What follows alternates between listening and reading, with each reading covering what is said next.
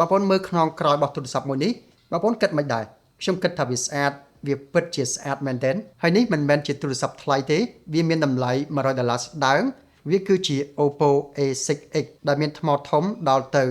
6500 mAh មានអេក្រង់ធំមានល្បឿនលឿន 120Hz និងប្រើប្រាស់នៅ chip Snapdragon 685នៅក្នុងប្រអប់មានទូរស័ព្ទមួយគ្រឿងមានដុំសាកខ្សែសាកមួយឈុតបញ្ចូលចាក់ស៊ីមមួយនិងមានខេសថ្លាមួយដែលដាក់ហើយនៅតែមើលឃើញភាពស្រស់ស្អាតនៃខ្នងក្រោយរបស់ទូរស័ព្ទនិយាយពីទូរស័ព្ទតម្លៃ$100ស្ដើងបងប្អូនប្រកាសជាអាចសម័យដឹងខ្លះថាយើងបានមុខងារអីខ្លះនិងខ្វះមុខងារអីខ្លះនិយាយពីថ្មទៅមុនព្រោះទូរស័ព្ទនេះមានថ្មទំហំធំដល់ទៅ6500 mAh វាគឺជាទំហំធំណែនប៉ះតែម្ដងថ្មប៉ុណ្ណេះប្រើបាន2ថ្ងៃយ៉ាងស្រួលមិនចាំបាច់សាកថ្មញឹកដូចទូរស័ព្ទផ្សេងទេបើសិនជាប្រើចាក់វីដេអូលើអ៊ីនធឺណិតជាប់រហូតយើងអាចប្រើបានដល់ទៅ13ម៉ោង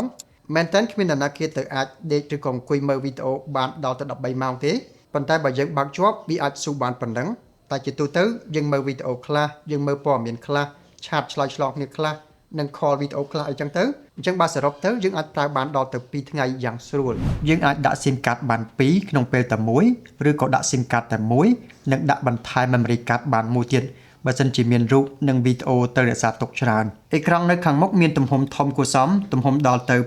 6.75 អ៊ីងដែលជាប្រភេទ LCD ទេតែបានអេក្រង់គុណភាពទីមួយគឺវាភ្លឺខ្លាំងពន្លឺនៅខាងក្រៅអាចឡើងដល់ទៅ1125 nit ដែលជាទូទៅត្រឹមតែ1000 nit អីគឺអាចមើលនៅខាងក្រៅច្បាស់ល្អហើយអេក្រង់នេះក៏មានល្បឿន refresh rate ដល់ទៅ 120Hz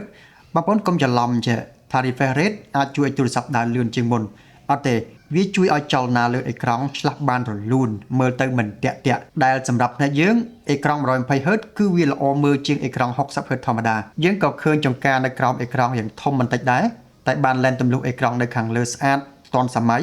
ហើយអេក្រង់នេះក៏មើលវីដេអូបានច្បាស់ល្អដូចខ្ញុំដាក់បង្ហាញអញ្ចឹងដែរគុណភាពប៉ុណ្ណេះណានៃរបស់គេហើយនិយាយពី software ទូរស័ព្ទនេះដំណើរការដោយ software ColorOS 15ពីលើ Android 15ជំនាន់ចុងក្រោយហើយបើនិយាយអំពីល្បឿនម៉ាស៊ីនគេបំពាក់ chip Snapdragon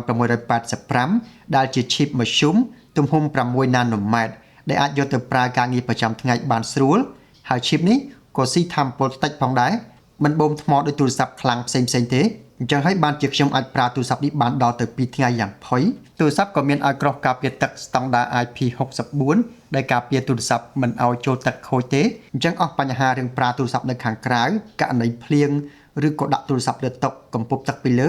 ទូរស័ព្ទមិនខូចទេអ្វីដែលខ្ញុំចំណាំមើលកន្លងមកគឺទូរស័ព្ទ Oppo មានកាមេរ៉ាល្អ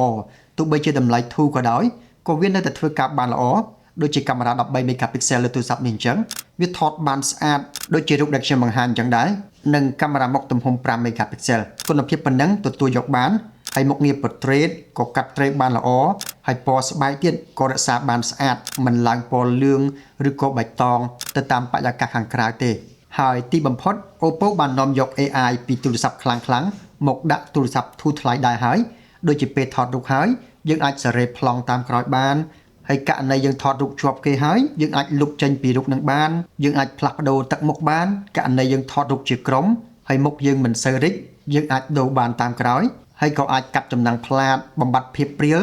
និងធ្វើឲ្យរូបភាពកាន់តែច្បាស់ជាងមុនផងដែរហើយពិសេសមួយទៀតគឺកម្មវិធី AI Studio នេះគឺយើងអាចបំលែងរូបមុខយើងទៅតាមគំរូរូបជាច្រើនដែលគេដាក់ឲ្យយើងប្រើស្រាប់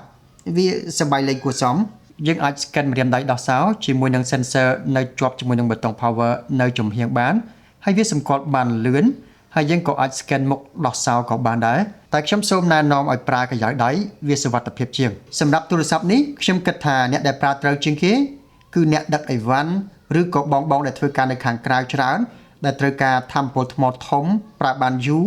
អេក្រង់ធំភ្លឺច្បាស់មើលឃើញច្បាស់មិនចាញ់ពន្លឺហើយក៏មិនខ្លាចភ្លៀងមកចូលទឹកខូចដែរសរុបមកអ្វីដែលគួរឲ្យចាប់អារម្មណ៍ពីទូរស័ព្ទនេះតម្លៃ$100ស្ដើងទេតែបានការរចនាថ្មីចាស់ដែលមិនធ្លាប់ឃើញពីមុនមកមានថ្មទំហំធំណែនប៉ែទំហំ6500 mAh ប្រើបាន2ថ្ងៃផុយមានអេក្រង់ធំល្អភ្លឺច្បាស់ 120Hz ហើយម៉ាស៊ីន Snapdragon